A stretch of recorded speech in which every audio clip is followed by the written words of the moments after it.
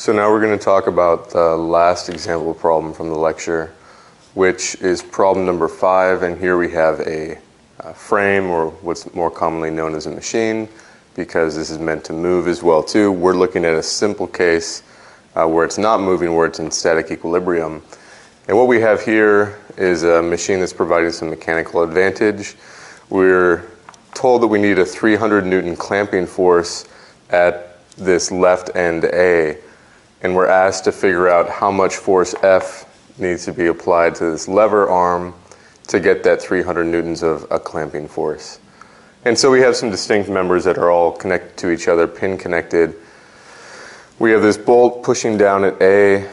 It's connected to this arm. This structure right here has 2 pins connected at C and D to an arm, which I guess you could call C, B, and then it extends out here to where F is applied. And there's also a pin-pin member here from B to E.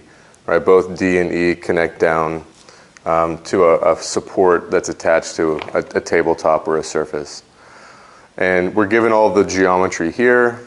We're told that everything's pin connected, and we're asked to find the force required at the handle to develop that 300 Newton clamping force.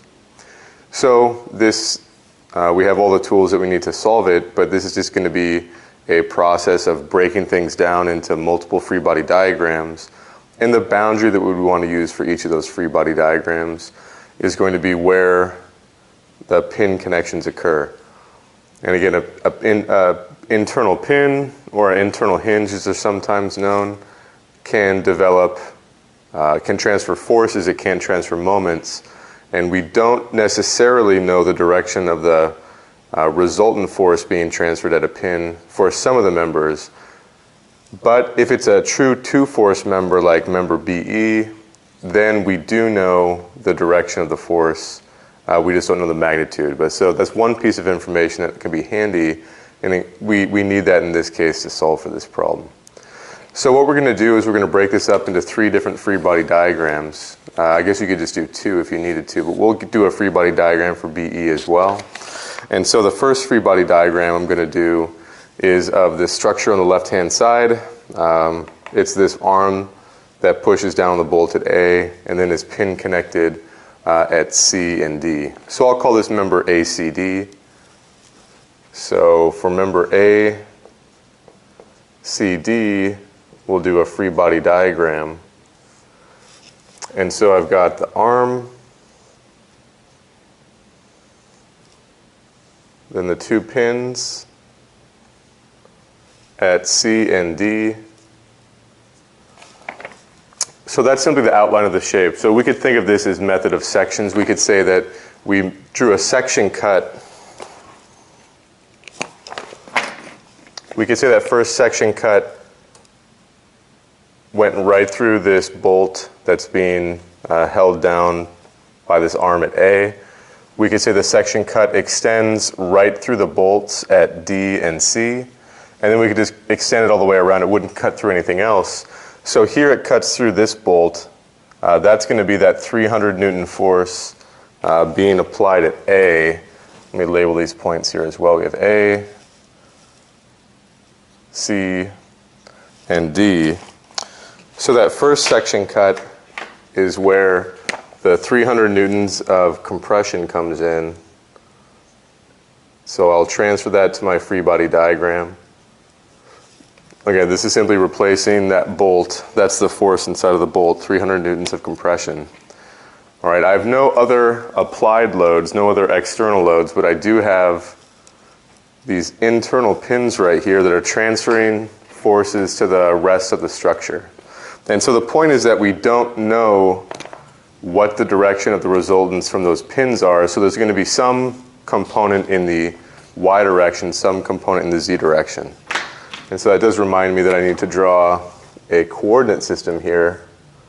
And we'll just use our traditional coplanar coordinate system where we define X as positive to the right, Y is positive going up, and then we'll count counterclockwise moments as positive. All right, so back to the pins right here. Like we said, there's going to be some vertical component and some horizontal component. And we'd be free to guess which direction these forces are going. It's not going to make a big difference. I'm just going to draw everything in the positive y and in the positive x direction as an assumption. And if I get a negative value, then I know it's just actually going in the other direction. But that's a nice consistent way to draw these internal forces. So here I have some force in the y direction at C, some force in the y direction at D.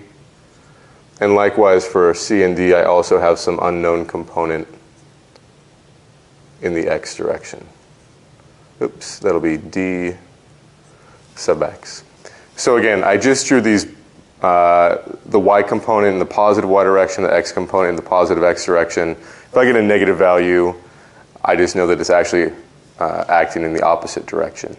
And again, I can tell here that one of these is going to need to be positive, one will need to be negative in terms of, let's say, the x components, but we'll just let the signs work themselves out from equilibrium. And the way that this works is we're trying to transfer our way from this end, point A, where we know the load that's being applied. We're kind of gonna transfer from left to right, and we're actually going to be able to ignore a lot of what's going on at D. If the problem asked us for the pin reaction at D, we need to go deal with this.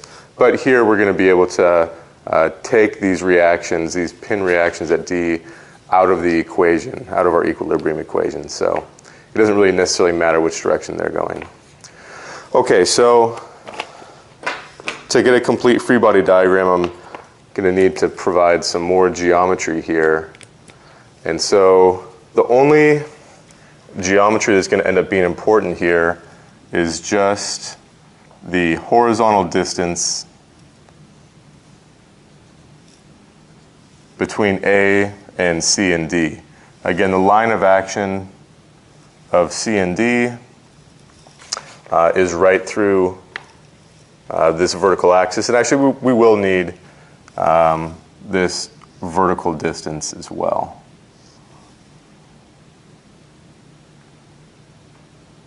So fortunately, these are all given to us in the problem statement. Here, we have 235 millimeters between A and C or A and D. So there's our 235. Likewise, we get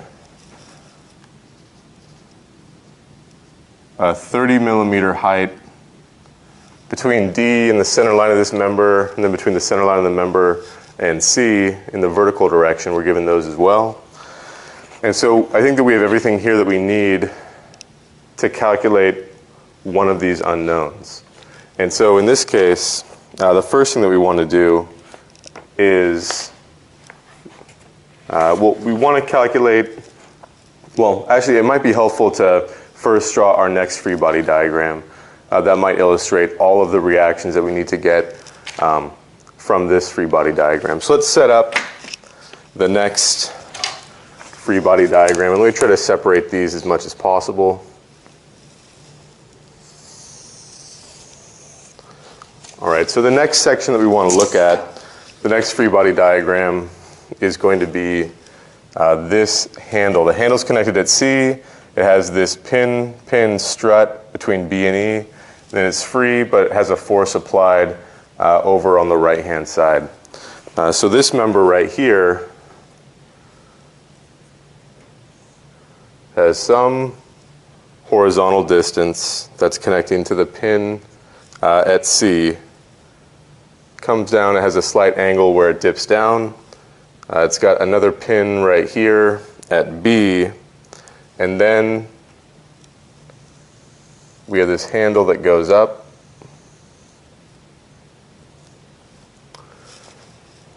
Okay, so let me label the points here. We've got point B, point C, and we've got, there's not a name for the point up here, but this is where that force is being applied up at the top of the handle. So I'll call that F. That's actually our unknown. That's what we're trying to solve for here. I've also got some geometry that I want to show on this diagram. So what I'm going to do is I'll draw some center lines down this member.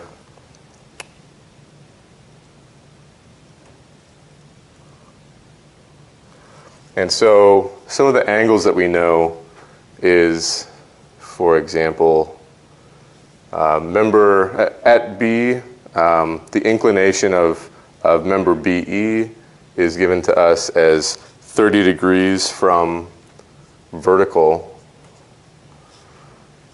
Likewise, the angle of inclination of this handle up to the right is also 30 degrees from horizontal, which basically just means that this force right here has to be acting 30 degrees from vertical. We need some distances on here as well too. Okay, so the distance between kind of this point right here where all the center lines meet, this distance right here is given to us as 70 millimeters horizontally. We're told that the distance from this kind of junction, the center point right here, and this force oriented along the handle, that's given to us as 275 millimeters.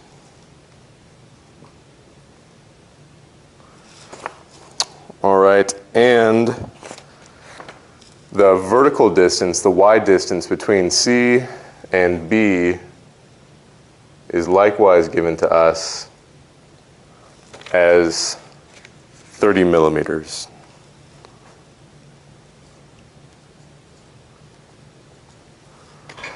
Okay, so I believe that's all the geometry that we need, but we're missing a couple things here. We have our applied force, or in this case it's kind of like a reaction that we're solving for. But that's our unknown up there, but we also have other forces applied. And the only places that forces are applied here are at these pins.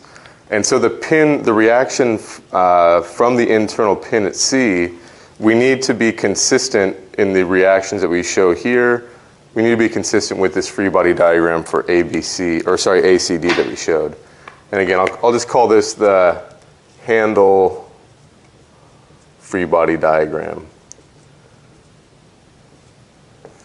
Okay, so at C, we have a horizontal reaction. Here I've shown the horizontal reaction at C pointed to the right.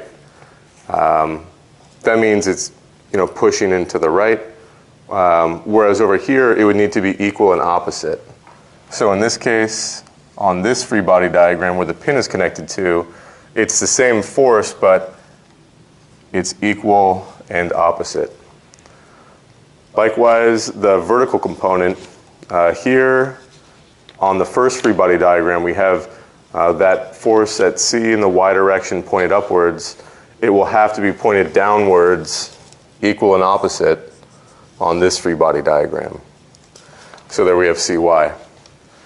Okay, and so the last internal reaction that we have is at B. And we know something about B, like I mentioned earlier. We know that BE is a two-force member. And so because it's a two-force member, we know the direction of the force has to be in line and parallel to the member. So if I were to make a really small free body diagram here, so if I just did a free body diagram for member BE, I have the member itself. Right, we've got a pin at B. We've got a pin at E. This is the longitudinal axis of this member. Here's B. Here's E. The only direction that its reactions at either end can go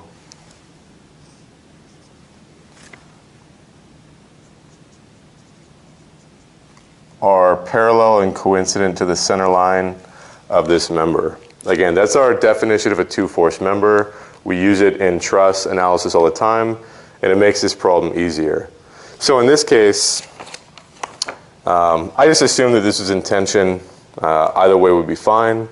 But we don't really need to draw this free body diagram. All you would need to say is that BE is a two-force member, and therefore we know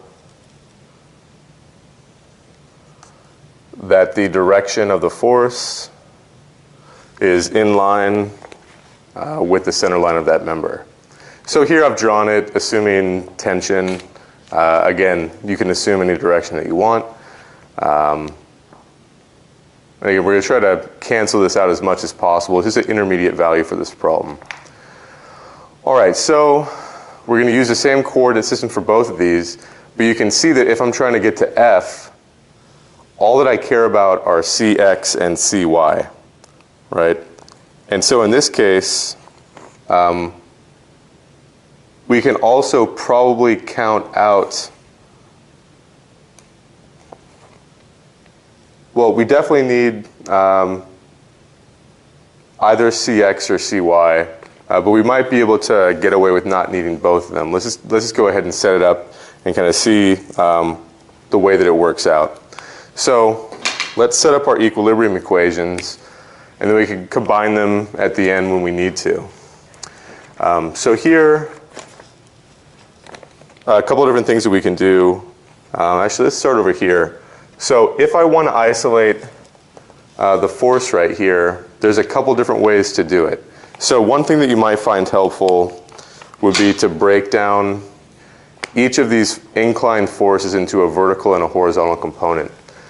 So here, this force is acting 30 degrees from vertical, and so I'm just going to break this up into a vertical component. I'll call it F in the Y, and a horizontal component,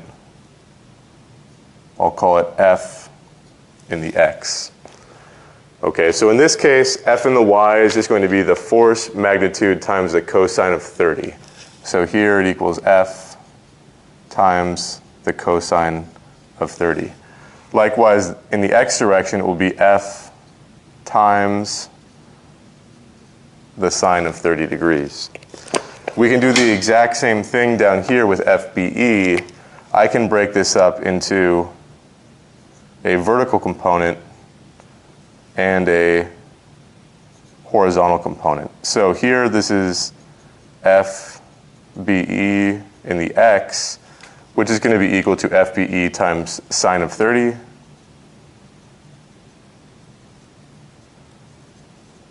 Again, sine 30 is just 1/2, and we can simplify that down later. Here we've got FBE in the Y, which is equal to FBE times cosine of 30 degrees. Okay, so everything's in the X and the Y direction. And so if I was trying to solve for the force here, there's a couple different ways to do it. Now, probably the easiest thing to do for us would be to sum the moments about point C. That's going to get rid of the most number of unknowns. And again, there's multiple different ways to do this. But if I were to sum the moments about point C equal to 0, again, the convenience of that is that we're going to eliminate Cx and Cy from our consideration, and the only two things that we would need, or the only two things that show up in that equation, is FBE and this force F. And so if I were to do that, let's do FBE first. So moments about C, FBE, I'm assuming that it's pointed down in this case. All right, and so FBE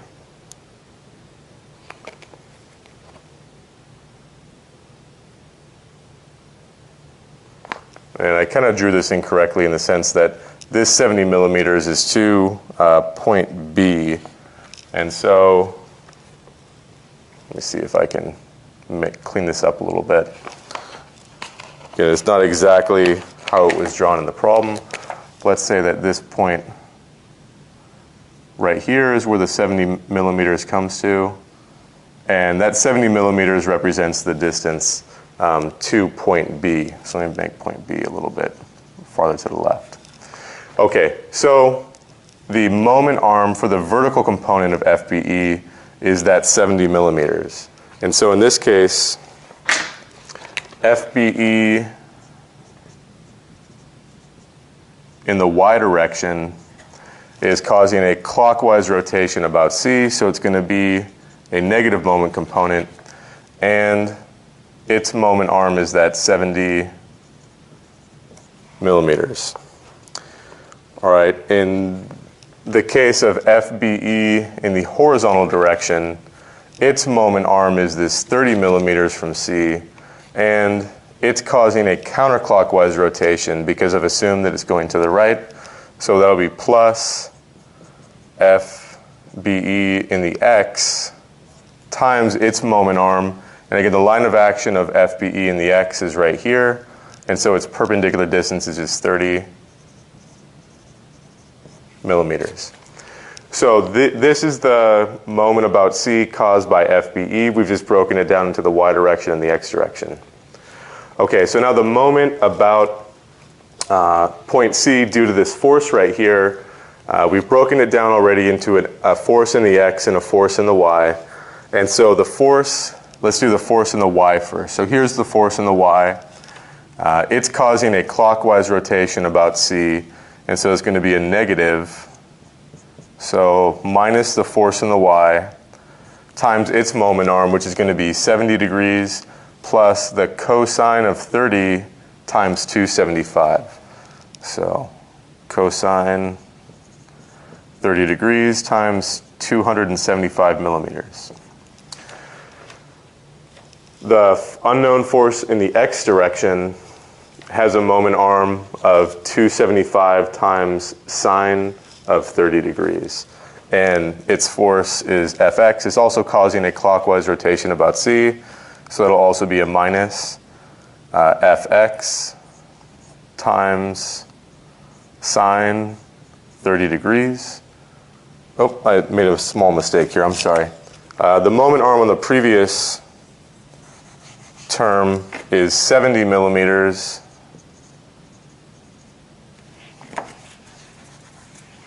Sorry, 70 millimeters plus cosine of 30 times 275 millimeters. Sorry, just to back up a second, Fy right here, this component of the moment arm is 275 times cosine 30, and it is added to 70 millimeters. So that's the entire moment arm about C. And then just to get back to the moment that Fx is causing, again, it's a clockwise moment, so we call it minus. And the moment arm here is going to be just 275 times sine of 30. 275 millimeters times the sine of 30 degrees. Okay, so it kind of looks like we've got 4 unknowns in this problem. But FBEY and FBEX, those are both just fractions or portions of FBE. And we define what that was right here. So we said that FBE in the y is just FBE times cosine 30.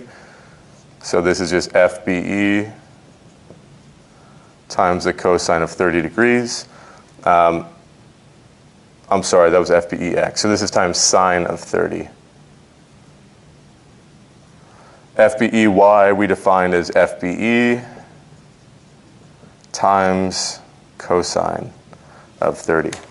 Likewise, that reaction force in the y and in the x, we define that up here. So in the x, it's F times sine 30. So F times the sine of 30 degrees. And the y component is F times cosine 30. Okay, so now this only has 2 unknowns, the force at the handle and the force in that member BE. And so in this case, we can break this down and get one in terms of the other. So what we get here is an equation that has 2 unknowns, but we're going to use this in conjunction with another force in just a second, with another equation in just a second. Okay, so here we get 45.62 times the force in member BE minus 335.62 times that unknown force is equal to 0. And actually here, I should have a negative sign out in front as well too. Okay, so I could rewrite this. I could just simply say that these are equal to each other if I just do a little bit of algebra. And so here, I get that FBE and F have to have opposite signs, which kind of makes sense. If I was pushing down right here, I would expect this to be pushing back up that way. And so that makes sense that I would need to have opposite signs here, which is fine. Again, I just assume the direction, and if I get a negative value, that's okay. But here, we've got FBE in terms of F or vice versa.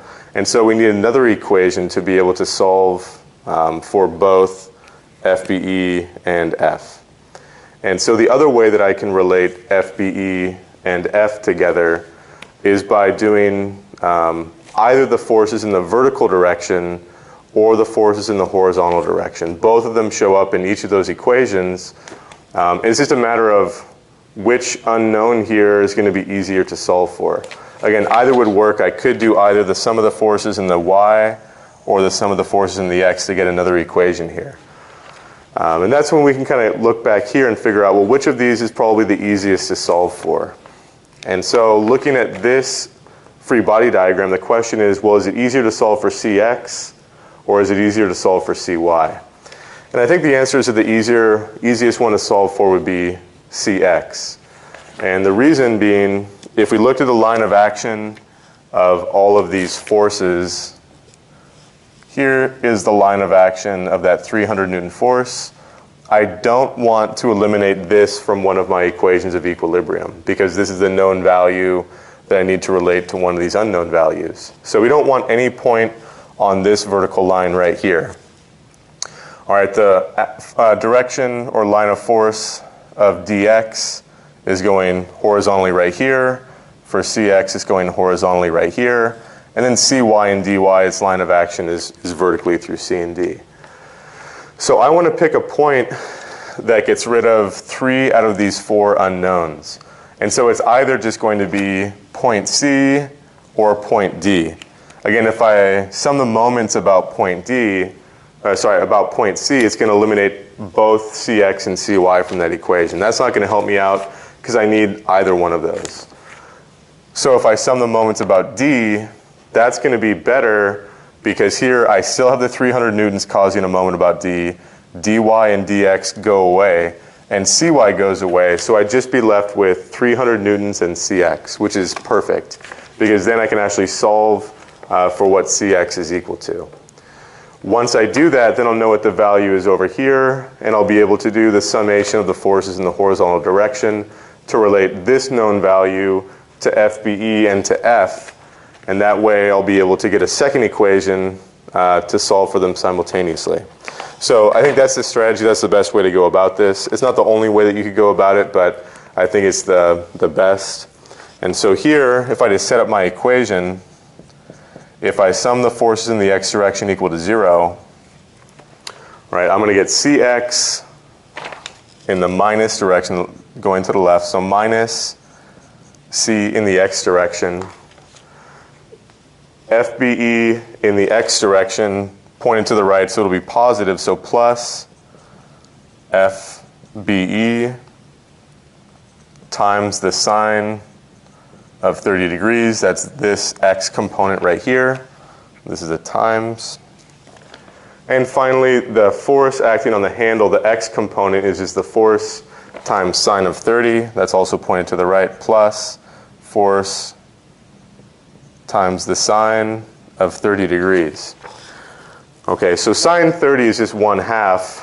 And so this simplifies down even more, where I get Cx equals 0.5 FBE plus 0.5 times F. All right, but still our two unknowns right here, FBE and F, show up in this equation right here, but we have one more unknown, CX, and that's what I need to solve for over here. Okay, so like we said, to solve for CX over here, the best way to do it would be to sum the moments about point D equal to 0. So if counterclockwise is positive, there's only two things that cause a moment. So if we go from left to right, this 300 newtons, it has a moment arm of 235 millimeters. It's causing a clockwise rotation about D, so it'll cause a negative moment. So we get minus 300 newtons, and its moment arm is 235 millimeters. In this case, CX is also causing a clockwise rotation about D, and so it's also going to be a negative CX, and its moment arm from its line of action to point D is 60 millimeters. Okay, so if I rearrange this, I get that CX equals negative 300 newtons times 235 millimeters divided by 60 millimeters. And we get that CX is equal to minus 1175 newtons. Again, it's not a final answer, it's an intermediate answer, but it does finish our work over here with the ACD free body diagram. Okay, so we got a negative value, which is fine. I could have guessed that CX was going the other direction at the get-go, but any guess will be fine, because if I get a negative value, that simply means that it's actually acting in the other direction. So here, there's two different ways to deal with this. One is I could redraw my free body diagram and update my equation down here to account for CX going in the other direction. Or I can just give CX a magnitude of a negative value here, and that will work out for my equation down below. So here, if we replace CX with our known value of negative 1175 newtons, I can simply just replace it down here as well too, keeping in mind that I need to put a negative value in this equation. And so here, put negative 1175 newtons. And so now I've got two equations that I need to solve for simultaneously. And so here, this would be equation number 1.